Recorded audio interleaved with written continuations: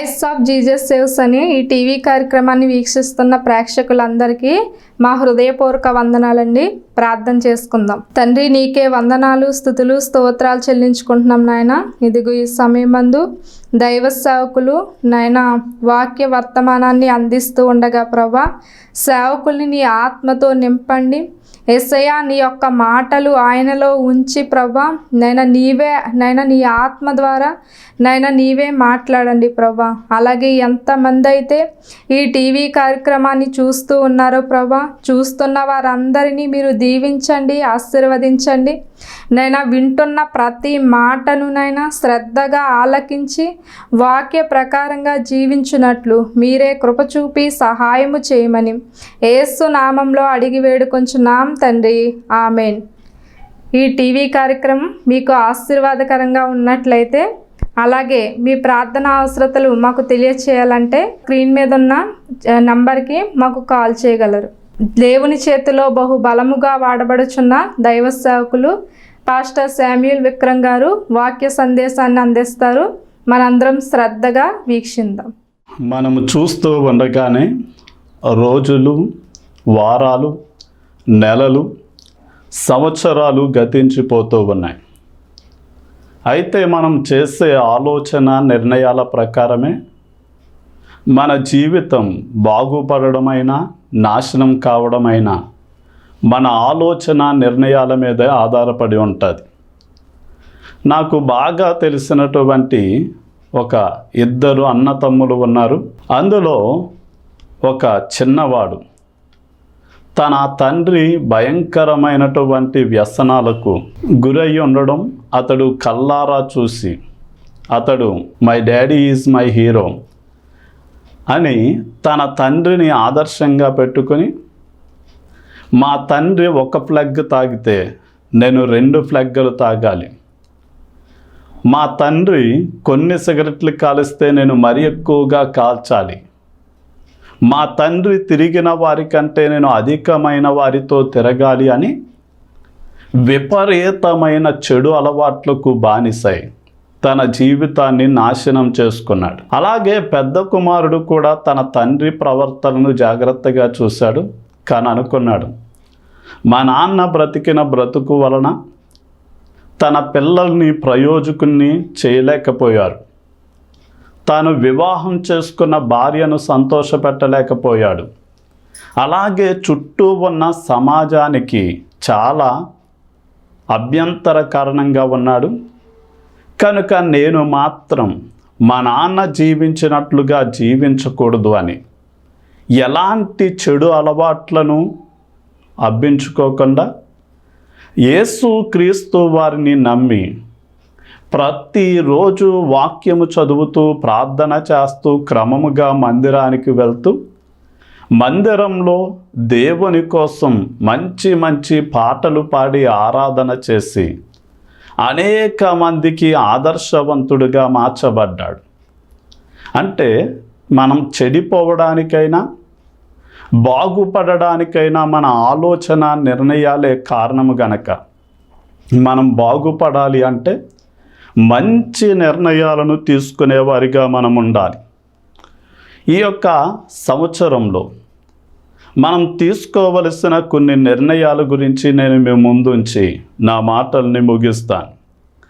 సామెతల గ్రంథం 3వ అధ్యాయం 7వ వచనంలో, యెహోవా యందు భయభక్తులు కలిగి చెడుతనమును విడిచిపెట్టుము అంటాడు. అంటే మన పాతగత జీవితంలో మనం చాలా దేవునికి విరోధమైనటువంటి జీవితం జీవించి ఉండవచ్చు. కానీ దేవుడు వేటినైతే అసహించుకుంటున్నాడో వాటిని మనం గుర్తించి ఎప్పటికప్పుడు మనం వాటిని వదిలిపెట్టాలి. ఉదాహరణకి, దుర్యాలోచనలు యోచించు హృదయం దేవునికి అసహ్యకరమైనది. ఈ రోజున మనుషుల హృదయాలు ఎప్పుడూ కూడా చాలా చెడ్డగా ఆలోచన చేస్తుంది. అలాంటి చెడు హృదయాన్ని కలిగి ఉంటే ప్రభు దగ్గర మన హృదయాన్ని బాగు చేయమని అడగాలి. అలాగే దేవుడు అహంకార దృష్టి కలిగినటువంటి వారంటే ఆయనకు అసహ్యం. అంటే కొంచెం మంది చాలా అహంకారమైనటువంటి దృష్టితో ఎదుట వ్యక్తిని నీవెంత, నీ బ్రతుకెంత అన్నట్లుగా పైనుండి కిందకి, కింద నుండి పైకి చాలా పురుగును చూసినట్లుగా చూస్తూ ఉంటారు. అలాగే మరికొంచెం మంది నాలుక అబద్ధాలు ఆడుతూ, మోసాలు చేస్తూ, దేవుని పోలికలో సృష్టింపబడిన నరుణ్ణి శపిస్తూ ఉంటాయి. మరికొంచెం మంది పాదాలు కీడు చేయడానికి పరుగులు పెడుతూ ఉంటాయి. నిర్దోషులను చంపడానికి కొంచెం మంది చేతులు ప్రయత్నాలు చేస్తూ ఉంటాయి. కొందరు స్వార్థపరులుగా, ధనాపేక్ష కలిగిన వారిగా, తల్లిదండ్రులకు లోబడనటువంటి వారిగా, కృతజ్ఞత లేని వారిగా, తమ జీవితాలను అపవిత్రము చేసుకునేవారిగా ఉంటూ ఉన్నారు. కనుక దేవుడికి ఇలాంటి చెడుతనము అంటే అసహ్యము గనక మనము ఇలాంటి చెడుతనాన్ని విడిచిపెట్టాలి అన్నది మనం గ్రహించి ఈ యొక్క విషయాలలో మనం ఏం చేయాలి అంటే దేవుడు అసహ్యించుకునేది, దేవుడికి హేయమైనటువంటి ప్రతి విధమైన చెడుతనాన్ని వదిలిపెట్టి మనము మంచిగా జీవించవలసినటువంటి అవసరత ఉంది. యేసు రక్తము ప్రతి పాపము నుండి మనల్ని కడిగి పవిత్రపరచును అని దేవుని వాక్యము సెలవిస్తూ ఉండగా, ఒకప్పుడు మనం ఇలాంటి చెడుతనంలో బ్రతకొచ్చు, కానీ యేసయ్యలోకి వచ్చిన తర్వాత ప్రభువా చెడిపోయిన నా హృదయాన్ని కడగండి, అహంకార దృష్టిని నాలోండి మీరు తీసివేయండి, అబద్ధాలు మోసాలు ఆడకుండా నా నాలుక అదుపు చేసుకోవడానికి సహాయం చేయండి, కీడు చేయడానికి త్వరపడకుండా నా పాదాలను అదుపు చేయండి, అలాగే నిర్దోషులకు హాని చేయకుండా నా చేతులకు సహాయం చేయండి అని మనలో ఉన్న ప్రతి చెడుతనాన్ని ఒప్పుకొని వదిలిపెట్టి మంచిగా బ్రతుకున్నట్లు దేవుని సహాయాన్ని కోరినప్పుడు మన దేహము నీతికి సాధనములుగా ఉండేలాగా దేవుడు మన దేహాన్ని ఆయన యొక్క సాధనాలుగా మార్చుకుని ఆయన నీతి న్యాయాలు జరిగేలా ఆయన మనకు సహాయం చేస్తాడు. అలాగే మనము ప్రేమ కలిగి ఉండాలి అనే తీర్మానాన్ని మనం తీసుకోవాలి. సామెతల గ్రంథం 17వ అధ్యాయం 17వ వచనంలో నిజమైన స్నేహితుడు విడువక ప్రేమించును, దుర్దశలో అట్టివాడు సహోదరుడుగా ఉండును అని దేవుని యొక్క వాక్యం సెలవిస్తూ ఉంది. మదర్ తెరిసా గారు ఎక్కడో విదేశాలలో పుట్టి ఆమె విద్యాభ్యాసం చేసినప్పటికీ ఆమెలో ఉన్నటువంటి దైవికమైన ప్రేమ చేత భారతదేశంలో కలకత్తా మహానగరానికి ఆమె నడిపించబడి ఆ కలకత్తా మహానగరంలో ఉన్నటువంటి మురికి వాడలలో, అంటే రొచ్చు మురుకు నీరు పారుతూ ఉంటే అక్కడ విపరీతమైన దోమలు దుర్వాసన కొడుతూ చాలామంది అనాథలైనటువంటి పిల్లలు, తినడానికి గతి లేక ఉన్నటువంటి స్థితిలో ఉన్న పిల్లలు, వస్త్రాలు కూడా లేక అక్కడ బాధపడుతూ ఉండగా, కుష్టు రోగులు రోడ్డు పక్కన కనపడుతూ ఉండగా ఆమె దేవుని ప్రేమ చేత విధవరాండ్రను, అనాథలను, కుష్ఠరోగులను, రోగగ్రస్తులను చేర్చుకొని అనేక మందికి సేవ చేసి దేవుని ప్రేమను ఆమె పంచిన తల్లిగా ఉన్నారు.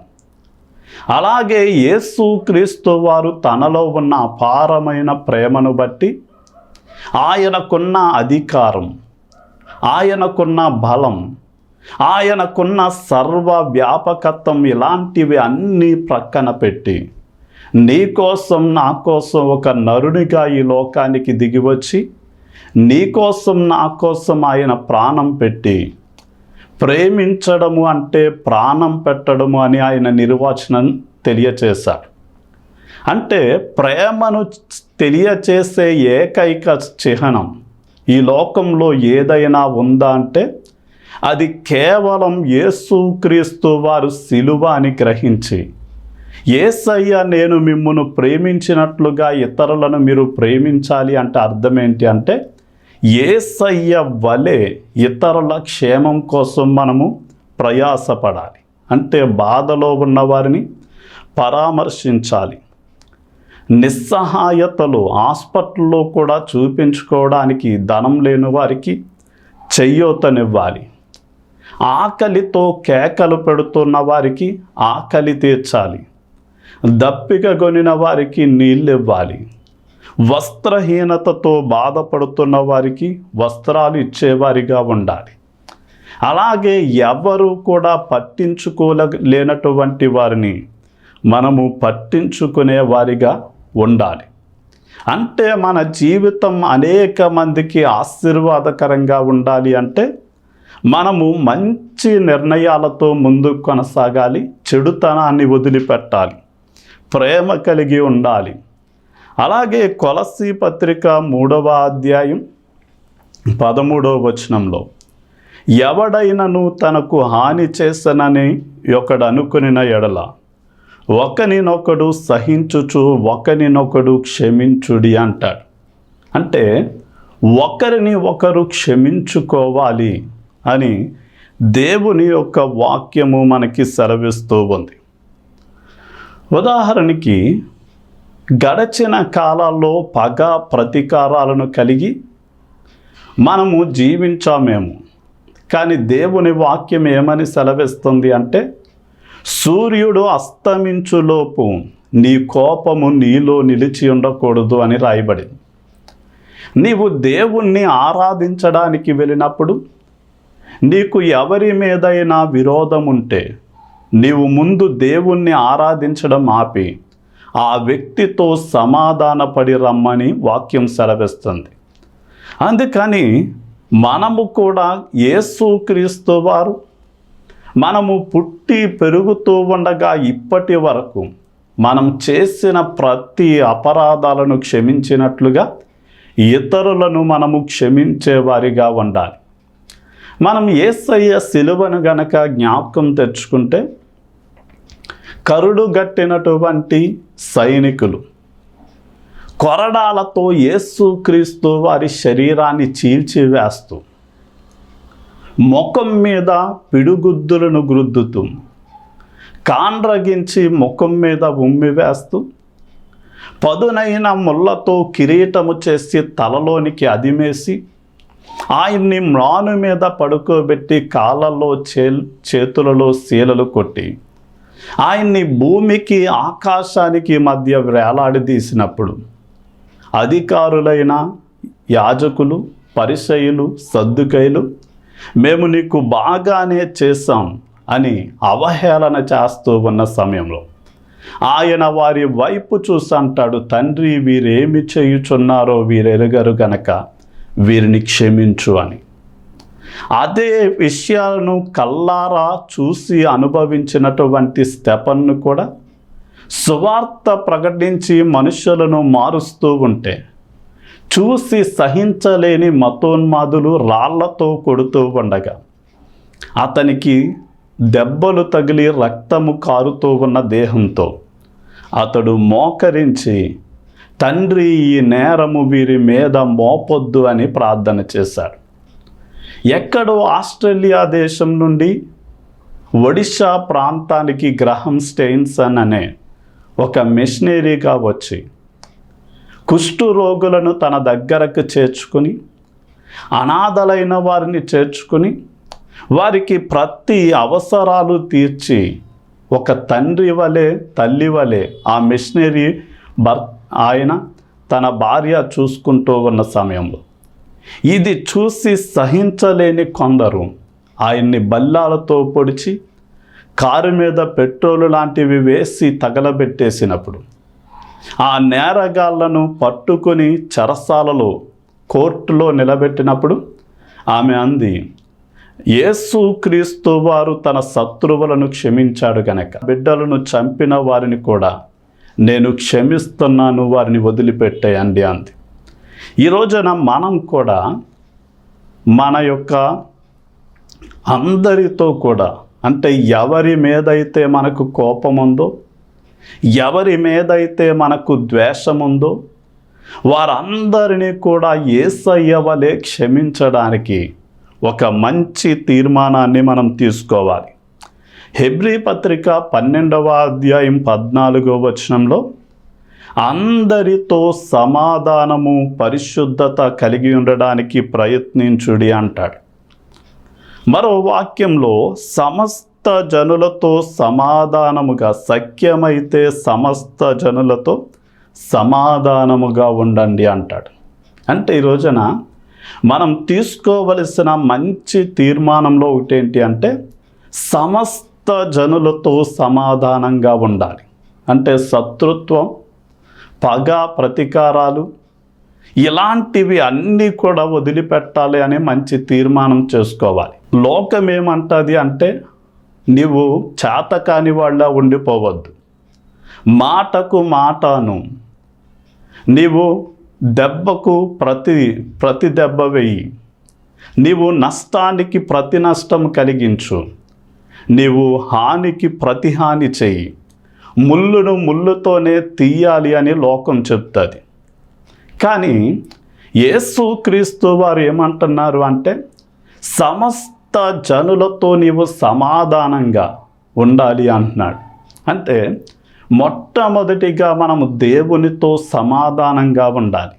అంటే ఆయన మాటలను ఏ మాత్రం కూడా వ్యతిరేకించక, ఆయన మాటలకు అనుకూలంగా జీవిస్తూ దేవునితో సమాధాన బంధాన్ని కలిగి ఉండాలి. రెండవదిగా మన కుటుంబస్తులతో సమాధానంగా ఉండాలి.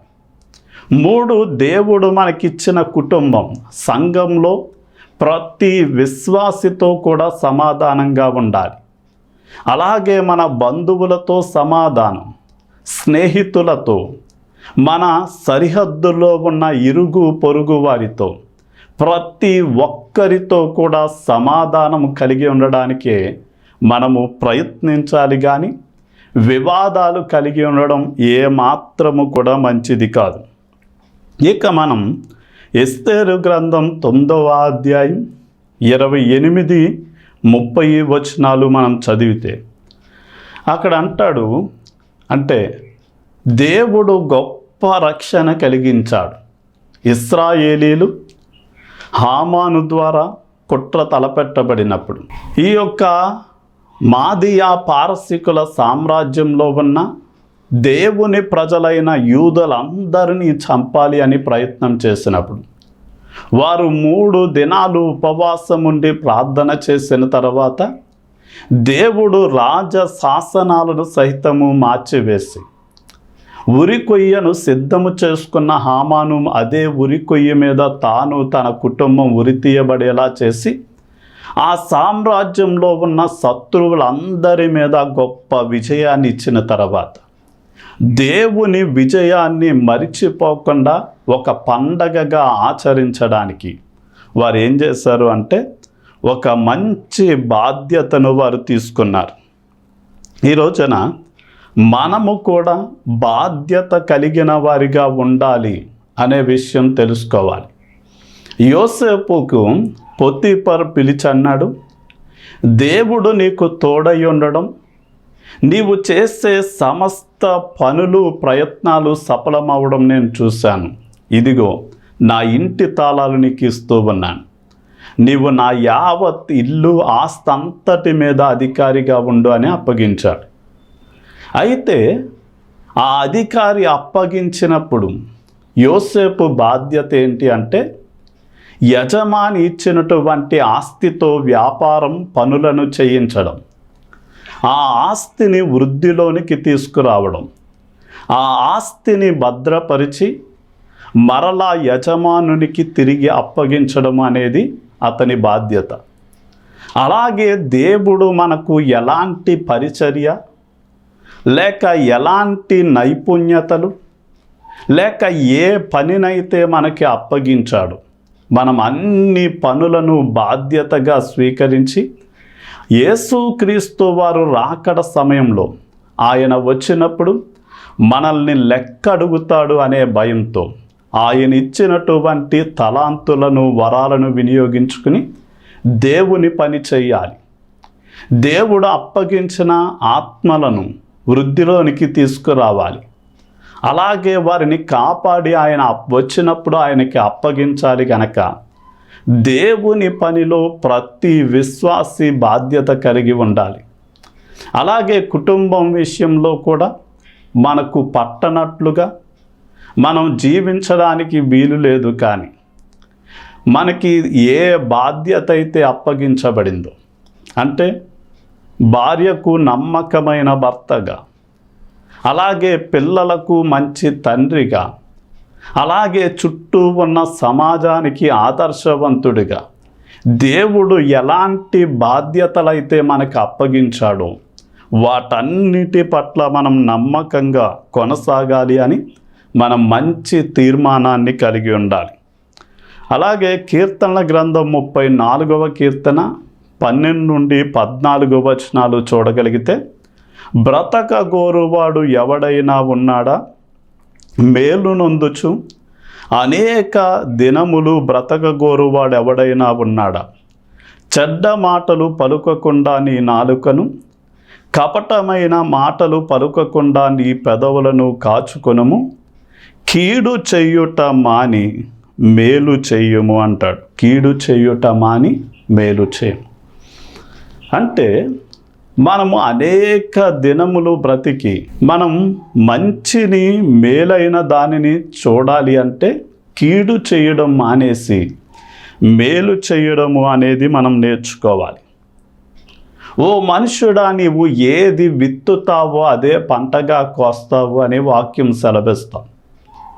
అంటే మనము గురుగులు లాంటి దుష్టత్వాన్ని ఇతర మనుషులందరి జీవితాలలో చల్లి వారి కుటుంబాలు విచ్ఛిన్నమవడానికి కారణమైతే, వారు ఆస్తి కోల్పోవడానికి మనం కారణమైతే, వారు మనశ్శాంతి లేకుండా వివాదాలు పడే పరిస్థితికి మనం కారణమైతే, ఎలాంటి గురుగులను విత్తామో అలాంటి పంటే మనకి వస్తుంది.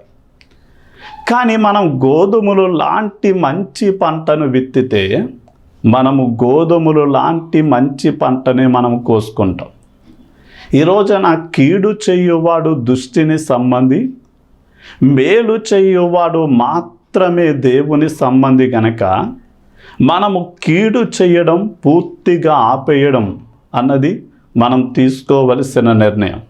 ఒక రోజున ఒక వడ్రంగి యొక్క కుమారుడు యవన కాలంలో కాలేజీకి అని వెళ్ళి, కాలేజీకి వెళ్ళకుండా చెడు స్నేహితులతో సిగరెట్ కాలుస్తున్నాడు అని తండ్రికి తెలిసింది.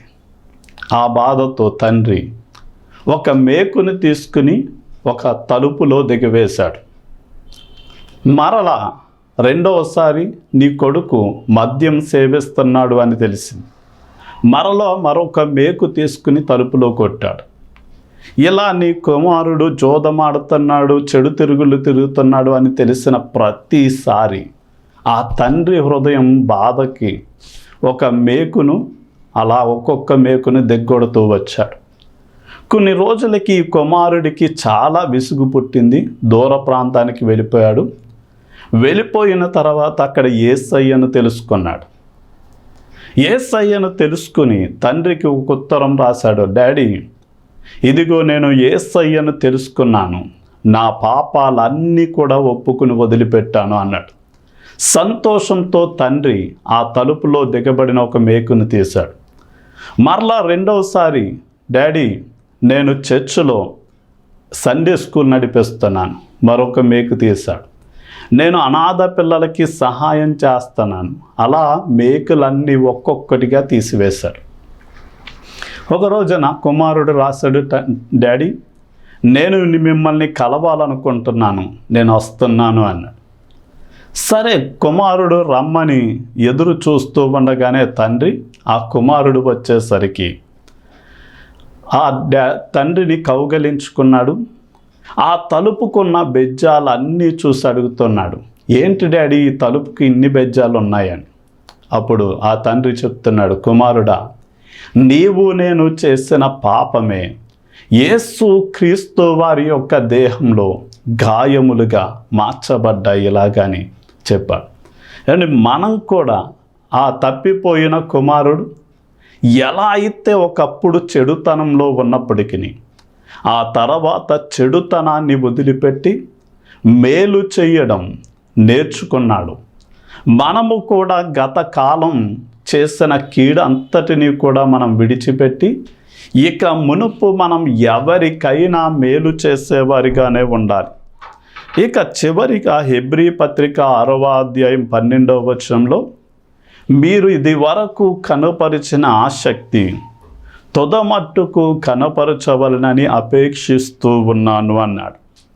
అంటే మనం తీసుకోవలసిన మంచి నిర్ణయాల్లో ఒక నిర్ణయం ఏంటి అంటే దేవుని పనుల్లో ఎప్పటికీ ఆసక్తులమై ఉండాలి అని. ఉదాహరణకి మనం బెరయా సంఘం ఎలా అయితే వాక్యాన్ని పరిశోధించడంలో ఆసక్తి చూపించిందో, అలాగే ఏలియా మన వంటి స్వభావం గలవాడే కానీ ఆసక్తితో ప్రార్థన చేశాడు. అలాగే కోరాహు కుమారులు దేవుని మందిరావరణములను చూడవలనని నా హృదయము ఆశతో కేకలు వేయుచున్నది అన్నాడు. అలాగే ఆది సంఘం ప్రతిరోజు దేవాలయంలో ఇంటింటా కూడుకొని సహవాసం చేయడంలో ఆసక్తిని చూపించారు. అలాగే మనము సత్క్రియలను చేయడంలో కూడా ఎల్లప్పుడూ కూడా ఆసక్తిని కనపరిచేవారిగా ఉండాలి. ప్రార్థన చేసుకున్నాం.